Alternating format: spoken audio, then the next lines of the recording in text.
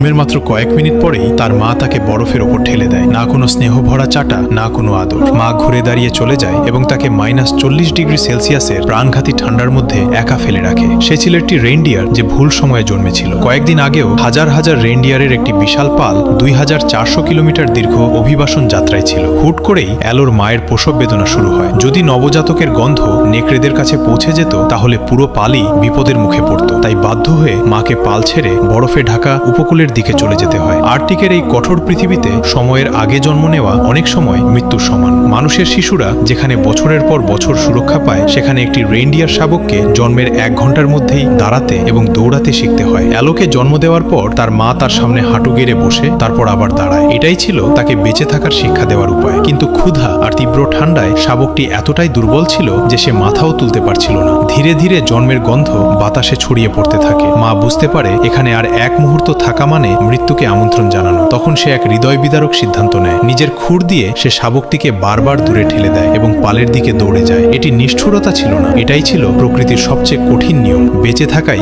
জীবনকে এগিয়ে নেওয়ার একমাত্র পথ। এখন ছোট্ট শাবকটি মৃত্যুর মাঝখানে সম্পূর্ণ একা, কিন্তু তার দুর্বল কান্না অন্য কারো দৃষ্টি আকর্ষণ করে। আকাশে চক্কর দিচ্ছিল এক বিশাল সোনালী ঈগল। সে শাবকটিকে সহজ শিকার বলে মনে করেছিল। ডানা মেলে দ্রুত নিচে ঝাঁপিয়ে পড়ে সে। ঠিক তখনই তুষার ঝড় ভেদ করে একটি বজ্রের মতো ছায়া সেখানে এসে পৌঁছায়। সে ছিল অ্যালোর মা। শেষ মুহূর্তে সে ফিরে এসেছিল। ঈগলটি আক্রমণ করার আগেই মা নিজের সন্তানকে শরীর দিয়ে ঢেকে ফেলে। এবার সে তাকে আর দূরে ঠেলে দেয় না। তার উষ্ণ জীব সাপকে শরীরে জমে থাকা বরফ পরিষ্কার করতে থাকে। প্রতিটি স্পর্শে ছিল অনুশোচনা, ভালোবাসা এবং সন্তানকে আবার ফিরে পাওয়ার স্বস্তি। কিছুক্ষণের মধ্যেই শাবকটি জীবনের প্রথম দুধ পান করে। সেই উষ্ণতা তার শরীরে নতুন শক্তি জাগিয়ে তোলে। সেই রাতটি তারা একসাথে বরফের মাটিতে কাটায়। কিন্তু আসল চ্যালেঞ্জ তখনও বাকি ছিল। তাদের নিজেদের পালের কাছে ফিরতে 300 কিলোমিটার পথ অতিক্রম করতে হবে। এটি ছিল সময়ের বিরুদ্ধে এক কঠিন দৌড়। ছোট্ট অ্যালো বারবার পড়ে যায়, ক্লান্ত হয়ে পড়ে, কিন্তু তার মা প্রতিবার তাকে উঠে দাঁড়াতে এবং এগিয়ে যেতে উৎসাহ দেয়। পথে তারা এক প্রচণ্ড স্রোতের বরফ শীতল নদীর মুখোমুখি হয়। মায়ের জন্য